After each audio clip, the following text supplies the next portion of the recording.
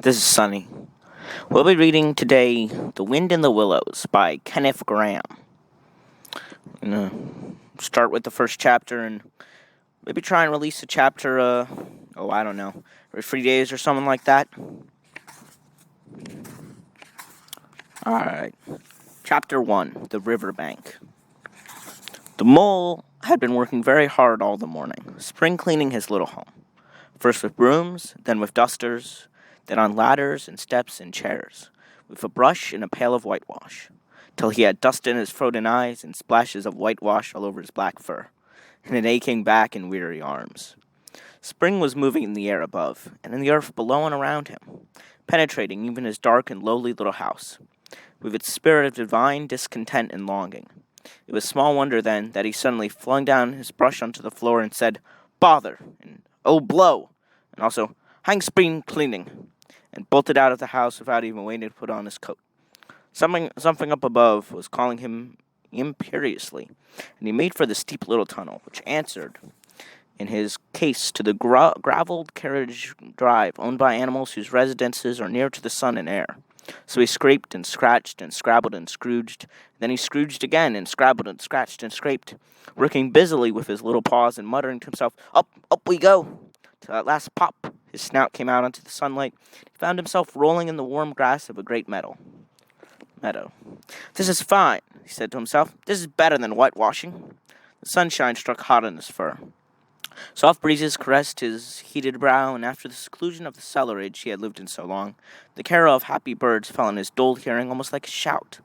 Jumping off all his 4 legs at once, in the joy of living and the delight of spring without its cleaning, he pursued his way across the meadow till he reached the hedge on the further side. "Hold up!" said an elderly rabbit at the gap. "Sixpence for the privilege of passing by the private road." He was bowled over in an instant by the impatient and contemptuous mole, who trotted along the side of the hedge, chaffing the other rabbits as they peeped hurriedly from their holes to see what the row was. Onion sauce," he remarked jeeringly, and was gone before they could think of a thoroughly satisfactory reply. Then they all started grumbling at each other. "How stupid you are! Why didn't you tell him?" "Well, why didn't you say?" "You might have reminded him," and so on in the usual way, but of course it was then much too late, as it was always the case. It all seemed too good to be true. Hither and thither through the meadows he rambled busily along the hedgerows, across the copses, finding everywhere birds building, flowers budding, leaves thrusting, everything happy and progressive and occupied. And instead of having an uneasy conscience pricking him and whispering, "Whitewash," he somehow could only feel how jolly it was to be the only idle dog among all these busy citizens. After all, the best part of a holiday is perhaps not so much to be resting yourself as to see all the other fellows busy working. He thought his happiness was complete, when as he meandered aimlessly along, suddenly he stood by the edge of a full-fed river. Never in his life had he seen a river before. This sleek, sinuous, full-bodied animal, chasing and chuckling, gripping things with a gurgle and leaving them with a laugh, to fling itself on fresh playmates that shook themselves free and were caught and held again. All was a shake and a shiver. Glints and gleams and sparkles, rustle and swirl, chatter and bubble. The mole was bewitched, entranced, fascinated. By the side of the river he trotted as one trots, when very small, by the side of a man who holds one spellbound by exciting stories. And when tired at last, he sat on the bank, while the river still chatted on to him, a babbling procession of the best stories in the world, sent from the heart of the earth to be told at last to the insatiable sea. As he sat on the grass and looked across the river, a dark hole in the bank opposite, just above the water's edge, caught his eye, and dreamily he fell to considering what a nice, snug dwelling place it would make for an animal, with few wants and fond of a bijou riverside residence, above flood level and remote from noise and dust. As he gazed, something bright and small seemed to twinkle down in the heart of it, vanished, then twinkled once more like a tiny star. But it could hardly be a star in such an unlikely situation, and it was too glittering and small for a glowworm. Then as he looked, it winked at him, and so he declared itself to be an eye, and a small face began gradually to grow up around it, like a frame round a picture. A brown little face with whiskers, a grave round face with the same twinkle in its eye that had first attracted his notice, small neat ears and thick silky hair. It was the water rat. Then the two animals stood and regarded each other cautiously. "Hello, Mole," said the water rat. "Hello, Rat," said the Mole. "Would you like to come over?" inquired the rat presently. "Oh, it's all very well to talk," said the Mole rather pettishly, he being new to a river and riverside life and its ways. The rat said nothing, but stooped and unfastened a rope and hauled on it, then lightly stepped into a little boat which the mole had not observed. It was painted blue on the outside and white within. It was just the size for two animals. The mole's whole heart went out to that at once, even though he did not yet fully understand its uses. The rat sculled smartly across and made fast. Then he held up his forepaw as the mole stepped gingerly down. "Lean on that," he said. "Now then, step lively." The mole, to his surprise and rapture, found himself actually seated in the stern of a real boat. "This has been a wonderful day," said he, as the rat shoved off and took to the sculls. "Do you know I've never been in a boat before in all my life?" "What?" cried the rat, open-mouthed. "Never been you never... Well, what have you been doing, then?" "Is it so nice as all that?" asked the mole shyly, though he was quite prepared to believe it as he leant back into his seat and surveyed the cushions, the oars, the rowlocks, and all the fascinating fittings. He felt the boat sway lightly under him. "Nice! It's the only thing," said the water rat solemnly as he leant forward for a stroke. "Believe me, my young friend, there is nothing, absolutely nothing, half so much worth his doing as simply messing about in boats. Simply messing," he went on dreamily. "Messing about in boats. Messing—" "Look ahead, rat!" cried the mole suddenly. It was too late. The boat struck the bank at full tilt. The dreamer, the joyous oarsman, lay on his back at the bottom of the boat, his heels in the air. "About in boats, or with boats," the rat went on composedly, picking himself up with a pleasant laugh. "In or out of him, it doesn't matter. Nothing seems really to matter, now that's the charm of it. Whether you get away or whether you don't, whether you arrive at your destination, or whether you reach somewhere else, or whether you never get anywhere at all, you're always busy, and you're never doing anything in particular. When you've done it, there's always something else to do. You could do it if you like, but you'd much better not. Look here, we've really nothing else on hand this morning. Supposing we drop down the river together and have a long day of it." The mole waggled his toes from sheer happiness, spread his chest with a sigh of full contentment, and leaned back blissfully into the soft cushion. "What a day I'm having," he said. "Let us start at once." "Hold hard a minute, then," said the rat. He looped the painter through a ring in his landing stage, climbed up into his hole above, and after a short interval reappeared, staggering under a fat wicker luncheon basket. "Shove that under your feet," he observed to the mole as he passed it down into the boat. Then he untied the painter and took the sculls again. "What's inside it?" asked the mole, wriggling with curiosity. "There's cold chicken inside it," replied the rat briefly. "Cold tongue, cold ham, cold beef, pickled gherkin salad, French rolls, cress and sandwiches, potted meat, ginger beer, lemonade, soda water." "Oh, stop, cried the mole in ecstasies. "This is too much." "Do you really think so?" inquired the rat, seriously. "It's not only what I always take on these little excursions. The other animals always telling me that I'm a mean beast and cut it very fine." The mole never heard a word he was saying. Absorbed in the new life he was entering upon, intoxicated with the sparkle, the ripple, the scents, and the sounds and the sunlight, he trailed upon the water and dreamed long walking dreams. The water rat, like the good little fellow he was, sculled steadily on and forbore to disturb him. "I like your clothes awfully, old chap," he remarked after some half an hour or so had passed. "I'm going to get a black velvet smoking suit myself one day, as soon as I can afford it." "I beg your pardon," said the mole, pulling himself together with an edit. "You must think me very rude, but all this is so new to me. So this is a river?" "The river," corrected the rat. "And you really live by the river? What a jolly life." "By it and with it and on it and in it," said the rat. "It's brother and sister to me, and aunts and company, and food and drink, and, naturally, washing. It's my world, and I don't want any other. What it hasn't got is not worth having, and what it doesn't know is not worth knowing. Lord, the times we've had together, whether in winter or summer, spring or autumn, it's always got its fun and its excitements. When the floods are on in February, my cellars and basement are brimming, if drink that's no good to me, and the brown water runs by my best window. Or again, when it all drops away and shows patches of mud that smell like plum cake, and the rushes and weed clog the channels, and I potter about dry shod over most of the bed of it, find fresh food to eat. Things careless people have dropped out of boats." "But isn't it a bit dull at times?" the mole ventured to ask. "Just you and the river, and no one else to pass a word with?" "No one else to... Well, I mustn't be hard on you," said the rat with forbearance. "You're new to it, and of course you don't know. The bank is so crowded nowadays that many people are moving away altogether. Oh no, it isn't what it used to be at all. Otters, kings, fishes, dab chicks, moorhens, all of them about all day long, and always wanting you to do something. So a fellow has no business of his own to attend to." "What lies over there?" asked the mole, waving a paw towards a background of woodland that darkly framed the water meadows on the other side of the river. That's just the wild woods," said the rat shortly. "We don't get there very much, we river bankers." Aren't they very nice people in there?" said the mole, a trifle nervously. "Well," replied the rat, "let me see. The squirrels are all right, and the rabbits, some of them, but rabbits are a mixed lot. And then there's Badger, of course. He lives right in the heart of it. Wouldn't live anywhere else either, if we paid him to do it." Dear old badger. Nobody interferes with him. They'd better not, he added significantly. Why, who should interfere with him? Asked the mole. Well, of course, there are others, explained the rat in a hesitating sort of way. Weasels and stoats and foxes and so on. They're all right in a way. I'm very good friends with them, past the time of day when we meet and all that. But they break out sometimes, there's no denying it, and then, well, you can't really trust them, and that's the fact.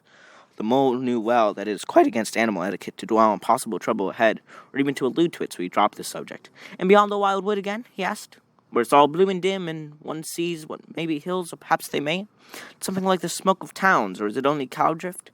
Beyond the wild wood comes the wide world, said the rat. That's something that doesn't matter, either to you or me. I've never been there, and I'm never going there. Nor you either, if you've got any sense at all. Don't ever refer to it again, please. Now then, here's our backwater at last, where we're going to lunch. Leaving the main stream, they now passed into what seemed at first sight like a little landlocked lake. Green turf sloped down to either edge, brown snaky tree roots gleamed below the surface of the quiet water, while ahead of them, the silvery shoulder and foaming tumble of a weir, arm in arm with a restless dripping mill wheel, that held up in its turn a gray-gabled mill house, filled the air with a soothing murmur of sound, dull and smothery, yet with little clear voices speaking up cheerfully out of it at intervals. It was so very beautiful that the mole could only hold up both forepaws and gasp, "Oh my! Oh my! Oh my!" The rat brought the boat alongside the bank, made her fast, helped the still awkward mole safely ashore, and swung out the luncheon basket. The mole begged as a favor to be allowed to unpack it all himself, and the rat was very pleased to indulge him, to sprawl at full length on the grass and rest while his excited friend shook out the tablecloth and spread it, taking out all the mysterious packets one by one, and arranged their content in due order, still gasping, "Oh my! Oh my!" at each fresh revelation. When all was ready, the rat said, "Now pitch in, old fellow."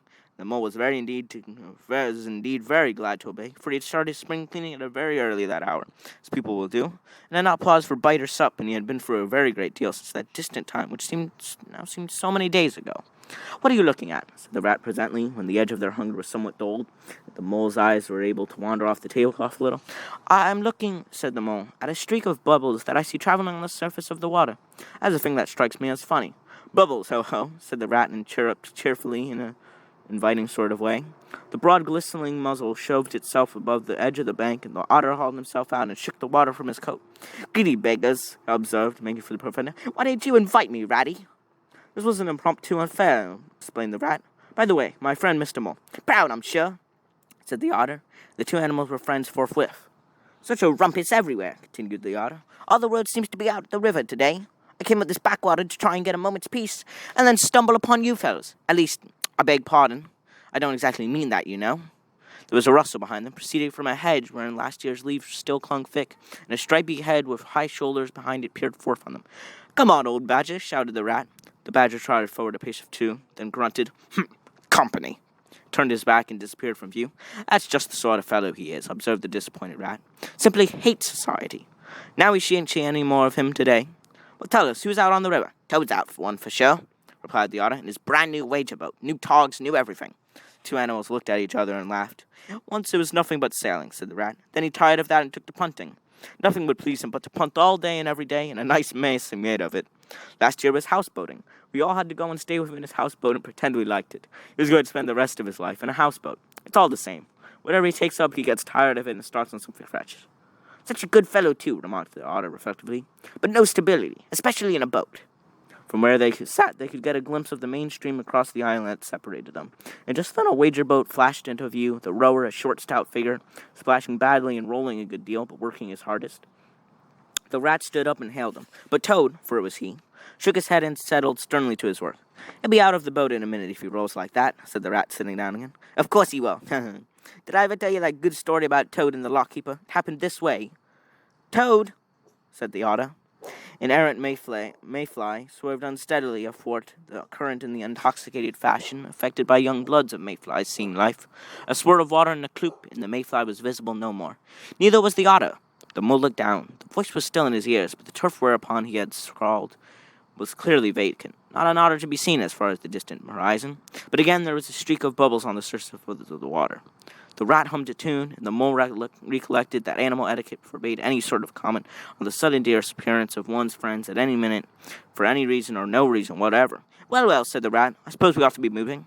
I wonder which one of us had better pack the luncheon basket." He did not speak as if he was frightfully eager for the treat. "Oh, please let me," said the mole, so of course the rat let him. Packing the basket was not quite such pleasant work as unpacking the basket. It never is. But the mole was bent on enjoying everything, and although when he had just got the basket packed and strapped up tightly, he saw a plate staring at him from the glass. And when the job had been done, again the rat pointed out a fork which anybody ought to have seen, and last of all, behold, the mustard pot, which he had been sitting on without knowing it. Still, somehow, the thing got finished at last, without much loss of temper. The afternoon sun was getting low as the rat strolled gently homewards in a dreamy mood, murmuring poetry things over to himself, not paying much attention to Mole. But the mole was very full of lunch and self-satisfaction and pride, and already quite at home in a boat, so he thought, and was getting a bit restless besides, and presently he said, "Ratty, please, I want to row, now." The rat shook his head with a smile. "Not yet, my young Fred," he said. "Wait till you've had a few lessons. It's not so easy as it looks." The mole was quiet for a minute or two. But he began to feel more and more jealous of Rat, sculling so strong and so easily along. His pride began to whisper that he could do every bit as well.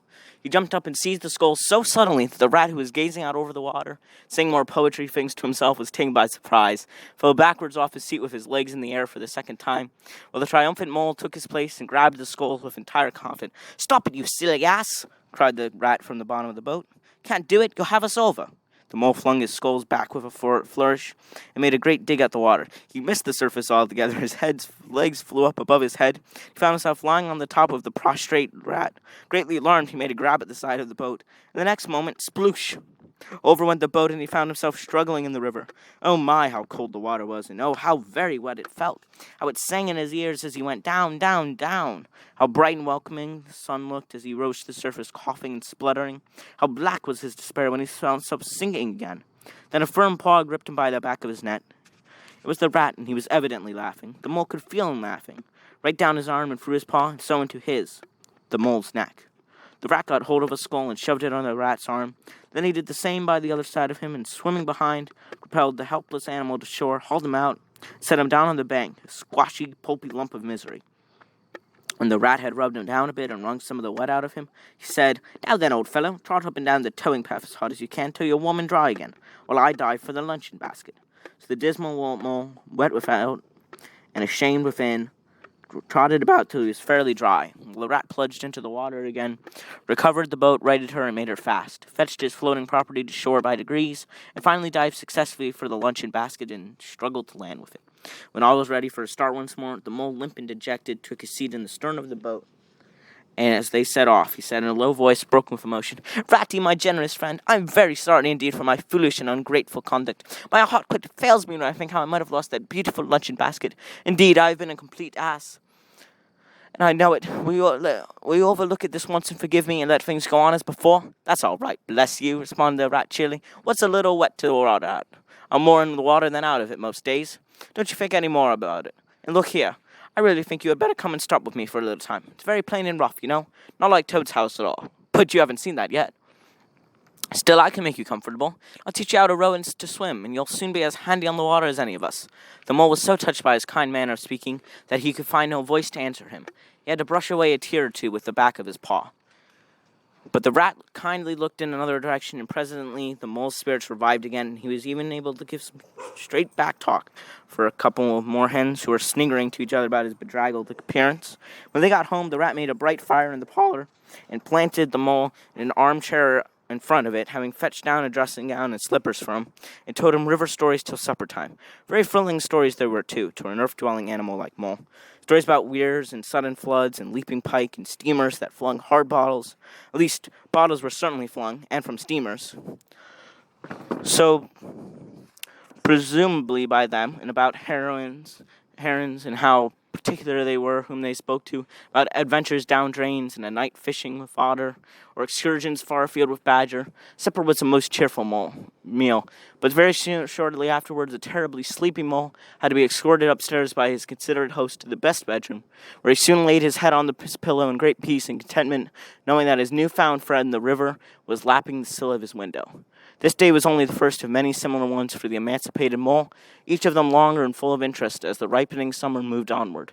He learnt to swim and to row, and entered the joy of running water. With his ear to the reed sterns, he caught at intervals something of what the wind went whispering so constantly among them.